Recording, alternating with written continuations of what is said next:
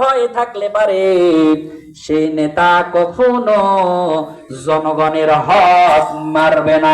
কথা বলেন ঠিক কিনা?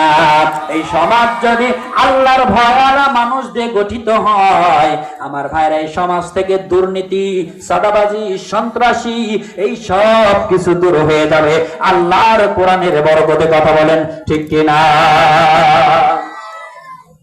ভাইরা আমার, বন্ধুরা আমার, তাহলে 1 নাম্বার মুমিনের গুণ বলেন কি? চিন্তা করছেন হুজুরও মাইক অন্য কিছু বলে না, শুধু ওয়াজি করে যাচ্ছে, কিন্তু প্রধান অতিথি হাজির হয়ে গেছে জননন্দিত নেতা রাজশাহী জেলার সংগ্রামী আমির সাহেব উপস্থিত হয়েছেন। আমরা তাকে স্বাগত জানাই। লিল্লাহে তাকবীর। প্রধান অতিথির আগমন কোমরপুরবাসীর পক্ষ থেকে। আল্লাহ পাক তাকে, তার দিনের গোলামকে জনগণের খেদমতে কবুল করুক। বলেন আমিন। আরো জোরে বলেন আমিন। আমি তাকে প্রধান অতিথির আসন গ্রহণ করার জন্য সবাই অনুরোধ করছি।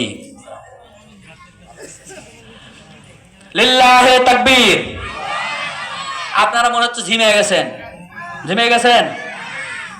মনে হচ্ছে। এ ভাই, বিয়ে যারা করেন একটু হাত তোলো তো দেখি। বিয়ে করেনি কারা কারা?